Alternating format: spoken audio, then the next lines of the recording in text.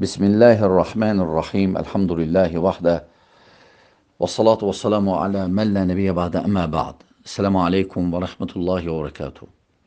Necə bilirsiniz, artıq bir neçə gündən sonra hicri təqvimlə artıq 12-ci ay gəlir. O da Zülhiccə ayıdır. Və elhamdülillah bu ay müəyyən xüsusiyyətləri var. Xüsusiyyətlərindən biri haram aylardandır. Haram ayların ikincisidir. Və həmçinin bu ayda böyük bir ibadət əda edilir. O da həcc ibadətidir. Elə onun bu səbəbə görə həcclə bağlı olduğuna görə hələ Zülhiccə deyiblər bu aya. Düz də ayın başqa adları da var. Və bu ayın fəzilətləri var. Allah Subhanahu taala and içir, xüsusən əvvəl 10 gününə. Çünki Zilhiccə ayının əvvəl 10 günü ən əfsəl günlərdir. Ona görə Allah Subhanahu taala Fəcr surəsində buyurur: "Vəl-fəcr və ləyalin əşr." Və o ki 10 gecəyə 10 günə and içir. Və alimlərin çoxsu deyirlər ki, burada məqsəd Zilhiccə ayının əvvəl 10 günüdür. Düzdür, bu ilin günlərinə fikir versək, Zülhiccənin bu əvvəl 10 günü ən fəzilətli gündür. Həmçinin Ramazan ayının axır 10 gecəsi ən əfsəl gecədir. Zilhiccənin deməli əvvəl 10 günü ən əfsəl gündür. Və bu ay necə qeyd etdik, haram aylardandır və bu ayda bəzi hadisələr də olub. Tarixə fikir versək, məsələn, hicrətin 2-ci ilində Əli radiyallahu anhu və Fatimə radiyallahu anhə evləniblər. Yəni, Ömər Xattabın qaynatasının qaynanası. Və sonra həmçinin bu ayda hicrətin 8-ci ilində İbrahim, Peyğəmbər sallallahu aleyhi ve sellem oğlu İbrahim doğulmuşdu. Və həmçinin bu ayda hicrətin 23-cü ilində Ömər ibn Xattab radiyallahu anh onu öldürürlər.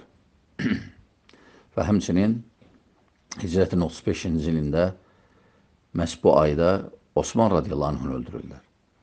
Və həmçinin qeyd eləmək olar, hicrətin 60-cı ilində Zilhiccə ayında Muaviyyə radiyallahu anhu vəfat eləyir. Və bu ay həclə daha məşhur olub.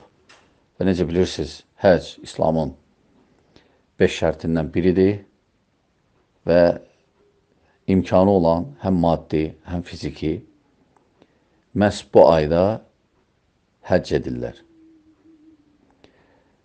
Və bu ayın gəlişinə həmçinin bir xatırlama da istəyirəm edim. Kimlər ki həccə getmir, o müsəlmanlar ki həcc etmirlər bu il. Lakin niyyətlərində qurban kəsməkdir.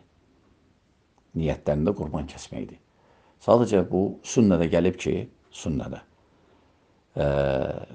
kim ki qurban kəsəcək, o Zilhiccə ayın girən günündən ta qurbanını kəsənəcən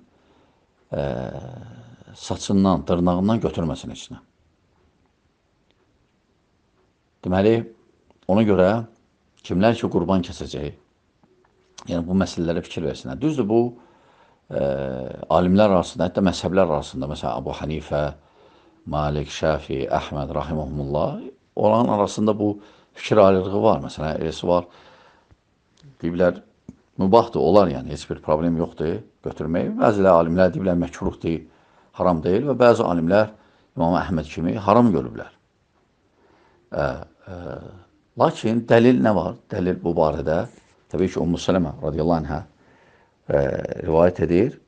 Bu hədis Müslimdə keçir və başqa hədis toplumunda, toplumun kitablarda ki, Peyğəmbər sallallahu aleyhi ve sellem deyir ki, kim qurban kəsəcək, Zilhiccə ayının girişindən ta qurbanı kəsənəcən saçından, dırnağından götürməsin. Bu hədis səhihdir, hədis mövcuddur. Ona görə əfzəldir, götürməyəsən saçından, dırnağından. Lakin birdən kimsə götürsə, onun qurbanı inşallah səhihdir. Onun qurbanı səhihdir. Bu qısa məlumat idi Zülhiccə ayı barədə, gəlişi barədə. Və təbii ki, aya aid bəzi başqa məsələlər var. İnşallah o məsələlərə də toxunacaq. Vəssalamu aleykum və rəhmətullahi və bərəkatuhu.